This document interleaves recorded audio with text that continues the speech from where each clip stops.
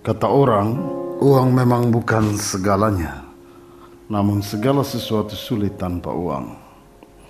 Benarkah demikian? Salah satu kekuatan uang adalah efek mengubah.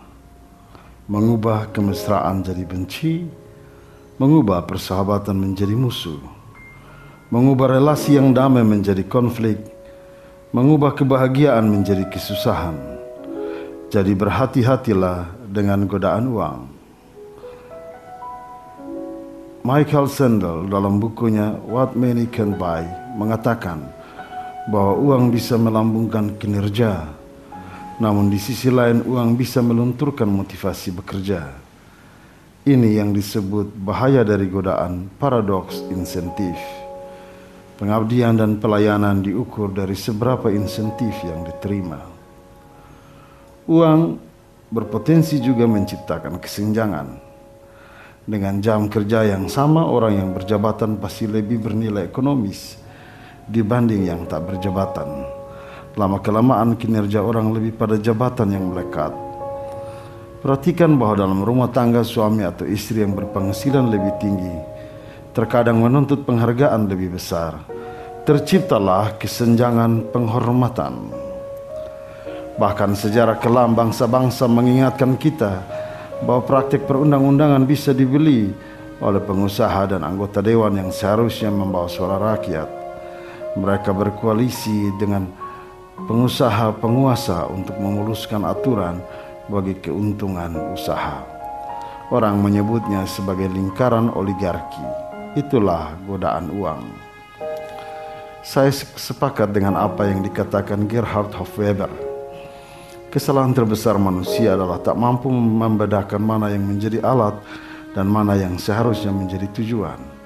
Uang mestinya hanya alat, faktanya uang malah menjadi tujuan. Masalahnya adalah ketika uang menjadi tujuan, maka kita akan terjebak pada apa yang disebut tak pernah merasa cukup. Dan uang akan mengontrol karakter manusia. Dengan nada yang sama, uang memiliki daya pikat, di mana karenanya kita menjadi pribadi yang berlaku tak netral. Ada kisah tua tentang seorang anak yang haus akan perhatian ayahnya. Kesibukan sang ayah dipahaminya untuk mendapatkan uang. Di suatu malam ia mendekati sang ayah dan bertanya, "Ayah, berapa penghasilan ayah per bulan?" Sang ayah dengan bangga berkata, 10 juta rupiah anak. Sang anak berpikir dan berkata, "Kalau dalam sehari?" Sang ayah bilang, "Ya 10 juta bagi 30 hari lah, kurang lebih 333 ribu. Dalam sehari ayah bekerja dari jam 7 pagi sampai jam 7 malam kan? Berarti dalam 1 jam berapa penghasilan ayah?" "Ya dalam sehari ada 12 jam, berarti 333 ribu dibagi 12. Kurang lebih dalam sejam penghasilan ayah 27.750 rupiah. Sang anak dengan bangga berkata, "Ayah, saya punya uang 28 ribu. Bolehkah saya membeli waktu ayah 1 jam saja supaya kita bisa bermain bersama?" Sang ayah tertunduk memeluk anaknya dan meneteskan air mata. Haruskah waktu kita dibeli agar kita menjadi longgar? Beberapa pasangan kekasih yang sedang berpacaran tergoda untuk menghabiskan banyak waktu untuk mengumpulkan uang bagi masa depan mereka. Dan demi mengumpulkan uang, mereka kehilangan waktu kemesraan. Satu-satunya perjumpaan adalah handphone. Tetapi jika mau jujur, tak ada yang seindah waktu perjumpaan kontak fisik kan. Di situ ada kontak hati, ada tatapan mata, ada perhatian, ada ucapan, ada kepuasan batin yang tak bisa diungkapkan. Jadi janganlah sampai uang merenggut kebahagiaanmu. Beberapa orang masih merasakan bagaimana perjuangan berhadapan dengan kekasih yang jauh di sana. Tak sedikit ketakutan, tak sedikit godaan, tak sedikit doa agar perjumpaan segera tiba.